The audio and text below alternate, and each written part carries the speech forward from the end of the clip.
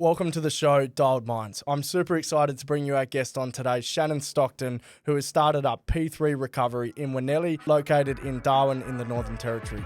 Welcome to the Dialed Minds podcast. I'm your host, Josh Arnold. Each episode we dive into the minds of high performers, from trailblazing business owners and founders to iconic sports heroes and everyday legends who've carved out their own path to success. We're unpacking real stories from real people to answer the big question: what does success truly mean? So whether you're chasing a dream, building something from the ground up, or simply looking for a spark of inspiration, you're in the right place. Let's dial in. Welcome, Shannon.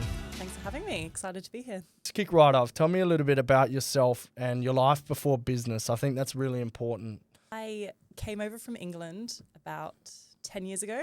I was pretty young at the time, fresh 19-year-old, came over to Darwin. It was awful, if I'm honest. Terrible weather over here. It was the wet season. So it didn't last very long, went down to Brisbane, did a bit of travelling, and then came back up and just have loved Darwin ever since. Family's in business, so it's something I was always sort of aspiring to. I just didn't have enough life experience yet to figure out what I wanted to do. Got into triathlons and sporting events, went down south, saw what they had to offer in terms of recovery, and that sort of sparked my journey into business. Fantastic. So tell us a little bit about P3, a sports recovery centre.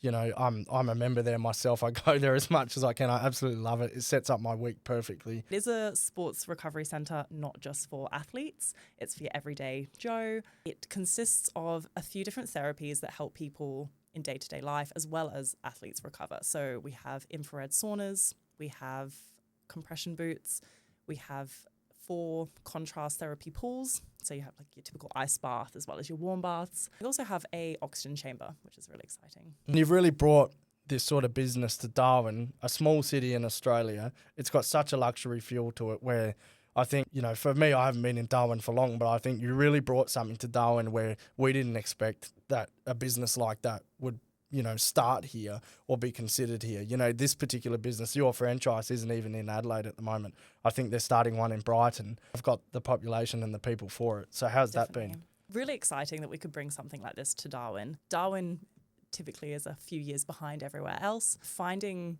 this sort of gap in the market, I knew that I wanted to be involved in sports in some sort of context or involved in that kind of community. So finding P3, which is a franchise, as you said, started off in the Gold Coast, finding that down there and being able to bring that up here. The feel is for everyone. It's beautiful, relaxing colours. It's very inviting, bright space that people can come and hang out in, opposed to pigeonholing sports, sort of dark, dungy, which some places have gone. So it was really nice to be able to bring like this airy, bright space that everyone can hang out in. And it's a really bright luxury feel to the place. You know, the way we came across the business is we were talking about ice baths and stuff, and I was saying, oh look, we would buy one for home and we'd never use it because we'd never replace the water, or we'd just you know, it would be like a pool table. You buy a pool table and you never actually use it in your home, and so it just happened to be that we jumped on Google and wrote ice baths in Darwin and came across the business that you have.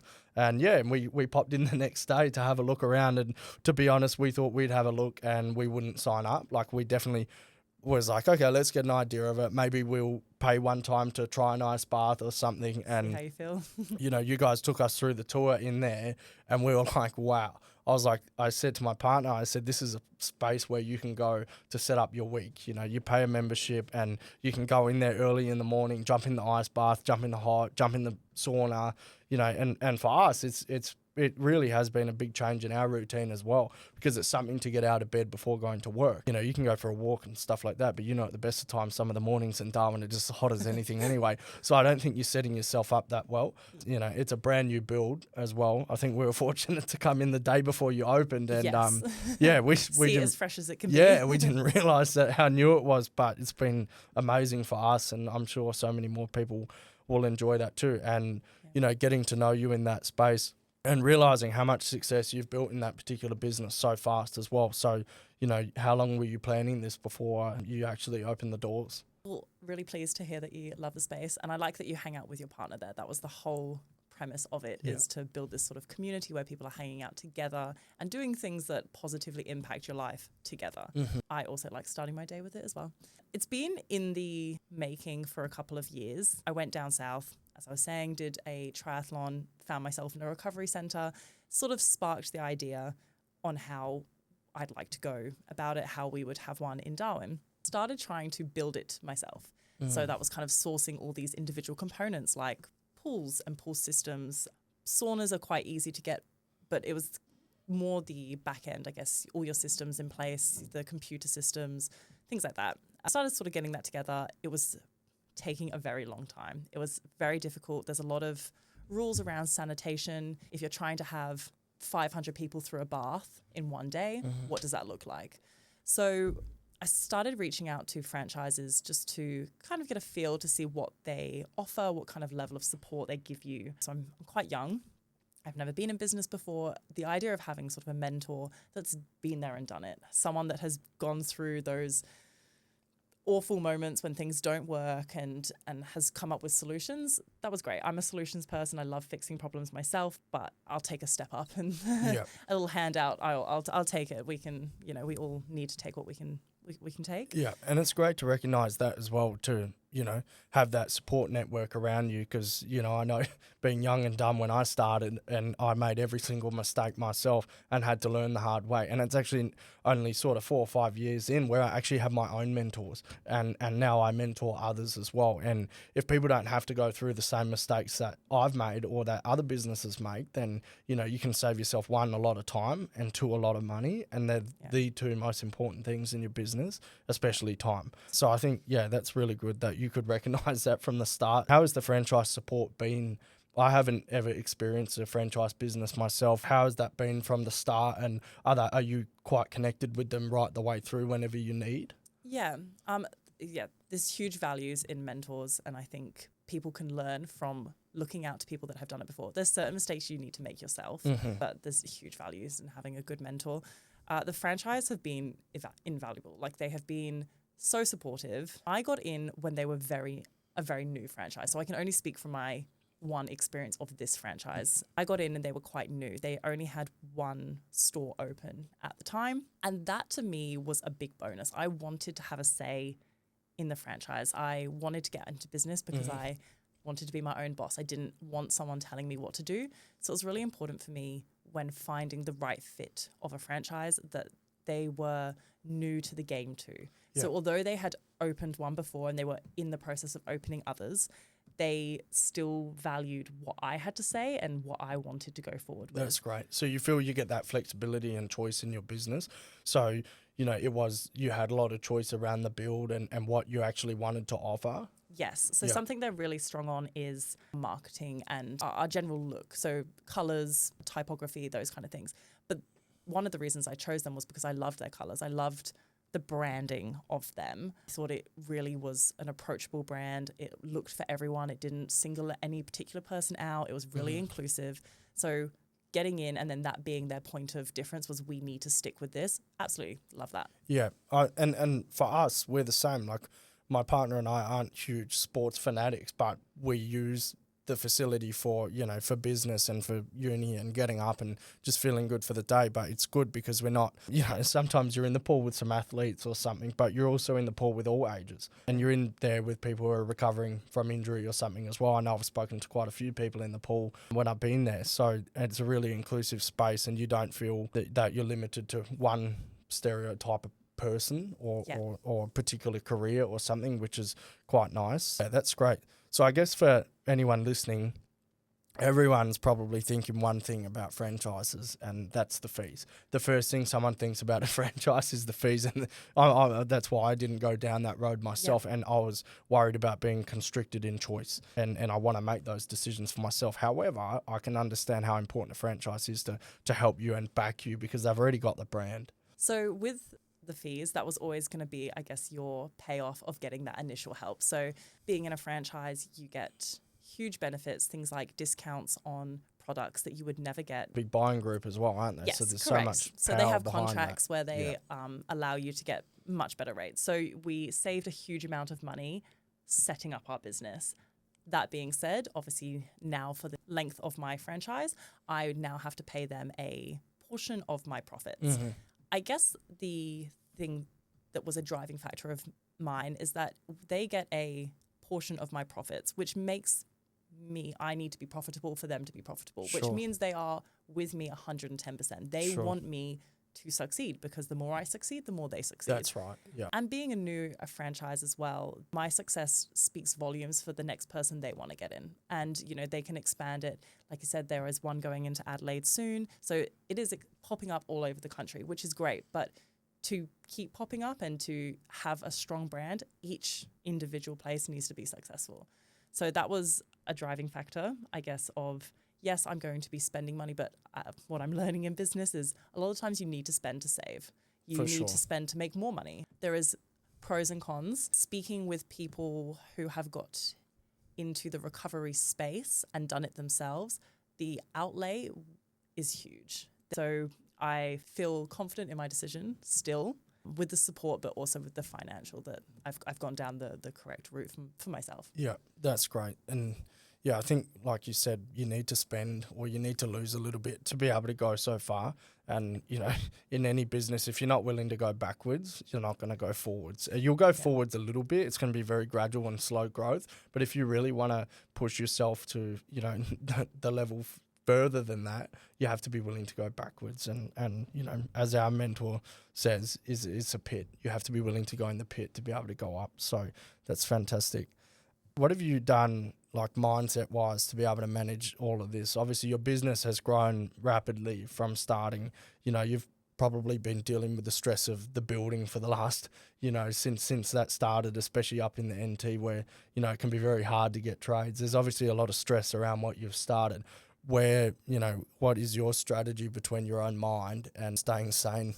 I'm a bit of a fitness fanatic. I love all fitness. I love running. I love going to the gym. I love going to CrossFit. Any sort of way that I can push my body eases my mind. So I'm someone that just needs to move quite a lot. I love that my job involves standing up and speaking and interacting with people all day. I love running around the business and doing everything. It makes me calm being active and busy.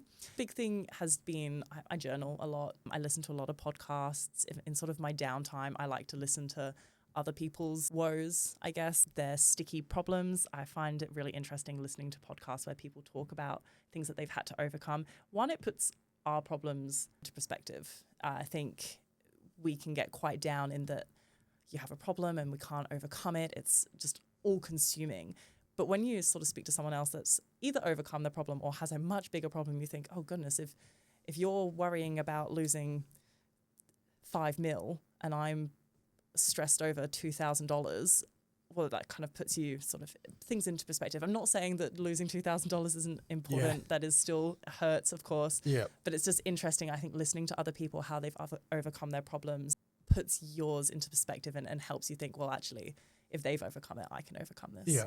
What are the biggest challenges you've had to overcome so far in starting this business?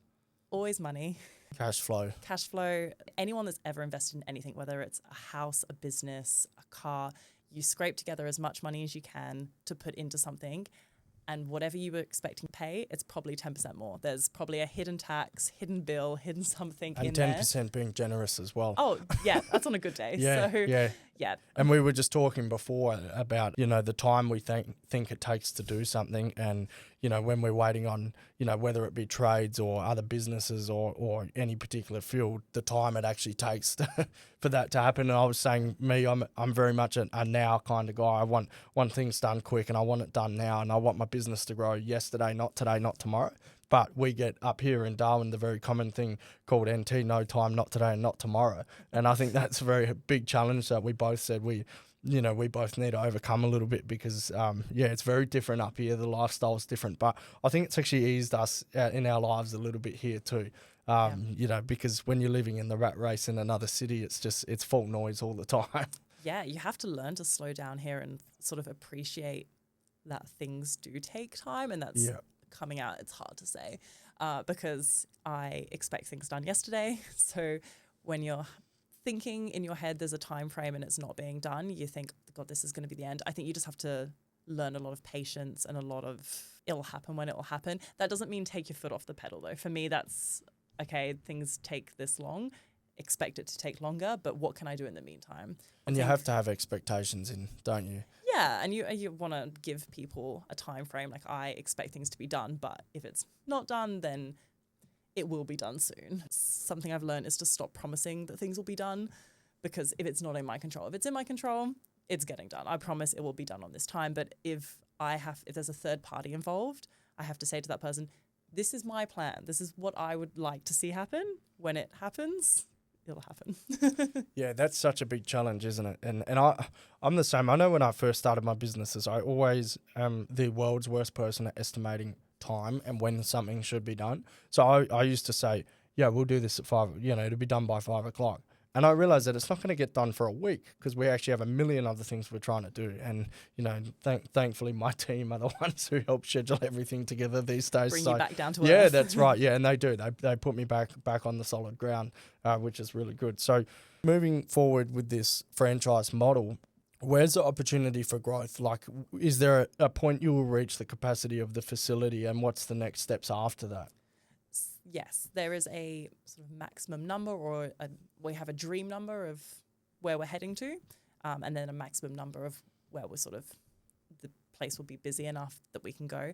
I purchased the whole of the NT, so the idea would be to scale up to have a second one or a third one, and just, I guess, enjoy this part of the journey. And I'm learning so much every day. Potentially in the future, there's other businesses that we can go into that sort of complement each other, which could be great. But yeah, for the time being, we're heading towards a number of members that we'd love to see, a number of casual visits and partnerships within local communities, sporting groups, schools, things like that. And then once we hit that, potentially second, third one. Can you just clarify for me, when you say you purchased the whole NT, are you the only person who can have this franchise in the NT? Is that what you're saying? Yes. That's fantastic. It largely goes on population. So down south, you purchase a smaller area because your population is far bigger. So your potential of members and growth and revenue is X or Y. In the NT, obviously, we have a slightly smaller population. So when we were doing our discussions of territory that you can buy, it was decided that I could have. That's fantastic. So it really closes off the doors, doesn't it? Yeah. You're not going to start somewhere and then people live 10 minutes closer and you lose half your members. Correct. Which wouldn't be good for the franchise as a whole anyway. No. Yeah. No. Yeah, that's amazing. So when you talk about partnerships and stuff, I love that, because that's something that we're really getting involved in now, working with partnerships in all sorts of brands and businesses right across all of the businesses I have. What sort of partnerships would link in and be quite of benefit to you? So some of the exciting ones we've got at the moment are with some of the sporting groups. So Darwin's seasons run a bit differently to down south. So at the moment it's cricket season and rugby. So we have quite a few partnerships with clubs, getting their athletes through and recovering. Something we are doing is with some of the schools too. So we're kind of getting those teenage kids that are going through exams that have quite high stress levels. I can sort of remember back to when I was doing exams and it was the worst thing ever. We're trying to instill that ice bathing and looking after yourself in general is really good for your mental health. Having a sauna is really good for your sleep. All those things that we can help children instill and take as much stress off them as possible. Exams are a very stressful time for anyone, including adults, so going out and helping with them. We also are sort of tapping into the NDIS space. So we are just going through sort of the back ends of getting approved to be able to actually bill. And that's going to be a really exciting time to be able to see huge changes in people when they are doing something regularly for their own mental health, for their physical health. So that's going to be an exciting partnership. Great. It's awesome that you say that, because one of my businesses is an NDIS agency, Elevated Living. It's in South Australia, coming up to the Northern Territory, and I can just think of a collective of participants who are, in our network where something like that would be so beneficial. And even, whether it's the sauna and even if it's not directly funded through NDIS or they can sort of support themselves to be able to go to that is amazing, because I could, there's a lot of different, like you say, mental health and all sorts. I know for me, when I go in that ice bath, I feel $1 million. Like, I go into work you know, the whole day I'm feeling good. You know, I'm probably too energized. People want me to settle down. You know? Put you back in the hot bath. Yeah, they have to pipe down. me back down a little bit because, you know, we'll jump on a Teams meeting and I'm just absolutely loving life, and others are saying, oh, I'm just waking up. So, yeah, which, you know, that's fantastic. So that partnership stuff is really cool. Such a good space. And do you think there's ever an opportunity where you might start a brand? You know, is there products or something that you can sort of sell in that particular industry? You know, there's probably a lot of opportunity for growth there. Definitely. There's a lot of opportunity, I think, to go with the wellness space. I think it's gone from strength to strength over the last year, and it doesn't seem to be slowing down. I think in supplements, things that you wear, I think everything that can make us feel better and have longevity, because I think that's definitely been the big mindset change over the last few years is people's longevity. We realize that we can actually live quite well for quite a long time. Yeah. So how can we maximize that? Because we want to work more, we want to work out more, we want to have more from life, we want to have more holidays, less sleep, but how do we actually tap into that so we can have all of those things but do them well, do them with good health? Because if you do have all of those things with poor health, you don't get to enjoy them. For sure. And it took me a long time to realize that in my business, you know, like when I was super busy, just eating Maccas every day and KFC and everything I bloody shouldn't eat. But when you realize that if you just look after yourself a little bit better and you go, wow, I can actually got a lot more energy than what I think I do. You know, you think that the Maccas is getting you through the day, but it's really not, because you feel like shit at the end of the day. Things like that. I think it's cool that you say the wellness space is growing so much. People are working more, you know, bills are getting expensive, life's getting fucking hard, to be honest, for people. And if they can look after themselves in that way, and for what you guys are offering, and the price that you've got it set at is very reasonable. And, you know, people obviously have the choice by the sound to pay a one-off visit, or they have a weekly membership like we do. And when you break down the cost of going, if you actually consistently go 4 or 5 times a week, you know, a general working week, it's fantastic. Yeah, like you can't get that price anywhere else. And to go into a build that is brand new, you've got pools that are looked after perfectly. You've got, you know, saunas that work fantastic. You know, I can't even stay in there for the whole time you're supposed to be in there. It's so damn hot. You know, just everything like that. And for me, like, to pay that membership personally myself, it's invaluable in that sense, because I'm paying the amount I'm paying, but I'm getting so much more. I'm getting more out of my work day. I've actually got motivation to be able to do more. So, you know, for me, it's not really an expense to myself. And so I think that's really important for anyone who would want to get out there and give it a go. And if you don't know, just do a one-time membership. And if you see me in there, I'll probably sign you up by the time you walk out anyway, because that's just what I try and do. Start giving you commission. I think so, yeah. I'll be going in for a bonus. We're always talking about dialed minds being, you know, about the mindset and success, not just in business and stuff. You've obviously built this sort of success for yourself, but how's that been for the people around you? Because I know when I started in business, there was 2 poles. One pole was the supportive and the other pole was the complete judgmental. And you know, people would sort of make my mind feel like shit, because they would say things, or, you know, because I know I was a silly kid, you know, and I know I'm not the sharpest tool in the shed. Like, there's some pretty obvious points about that. But how has that been for the circle around you? It took me a long time to network with the perfect people. Yeah, that's a really interesting point you make. I think we sort of touching base earlier when we were driving in, that when you're at school, there's this self-talk or talk from teachers, from yourself. You know, if you're a kid that struggles, I was very dyslexic at school, the teachers would often just think I didn't try, and I tried so hard, but the teachers just didn't think I tried. They would be like, oh, you're not really going to amount to anything.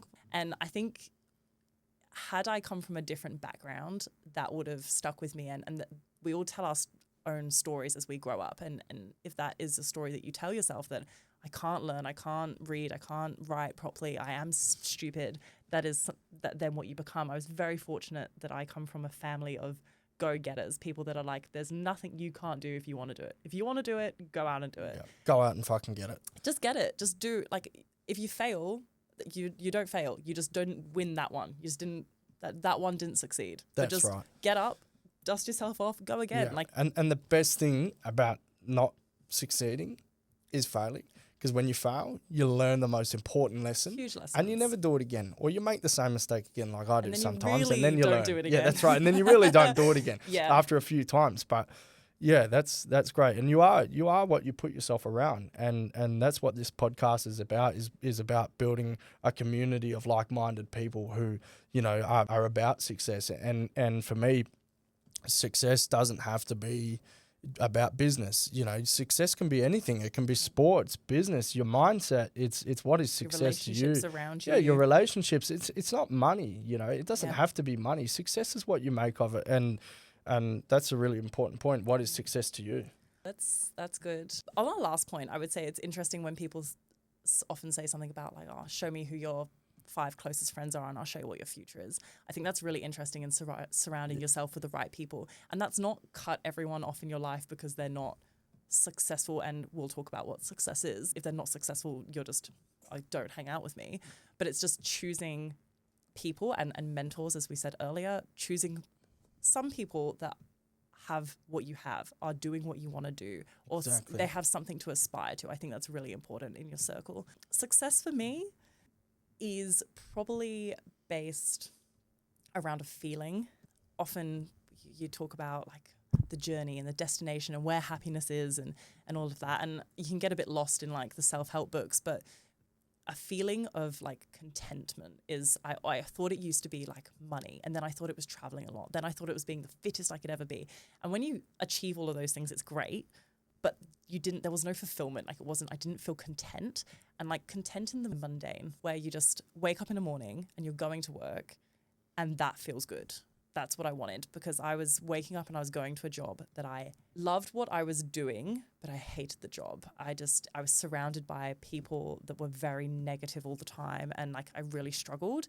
And I just thought I'm always escaping. I always wanted to wake up and go to the gym instead of going to work, or I wanted to wake up and go on holiday, or because I just didn't enjoy. Where I wake up now and I love going to work. And it's just the energy of life, isn't it? And it's that's just amazing. and that's the thing is what you, like you said about the journey, and then once you actually get that stuff, it actually means, Jack, like once I'm the same. I always have thought one thing, great, I'll get that, and my life is complete. I'll get that, my life is complete. Get there, my life's not complete. Get there, my life's not complete. And I realise now more than ever, it's not about the success, it's about the long brick road that it took to get there, and all the speed humps, all the roundabouts, the 3 steps back and the 5 steps forward, and that is the best part of it. And I don't actually want to come to an end of what I'm doing, to be honest, because it's not the finish line that I enjoy. It's actually the journey on the way there. Absolutely. And becoming that person, you talk about how you were when you first started, and obviously there was a lot of enjoyment, a lot of mistakes happening. Great. But now you can look back and be like, God, that's made me the person I am. So I'm so like, you can be so grateful for all those wins and losses, because they are who you are now. And that's awesome. And imagine who you're going to be in another year and another year from there. And that's really awesome. And you're in business. It's the hardest sport, most competitive sport in the world.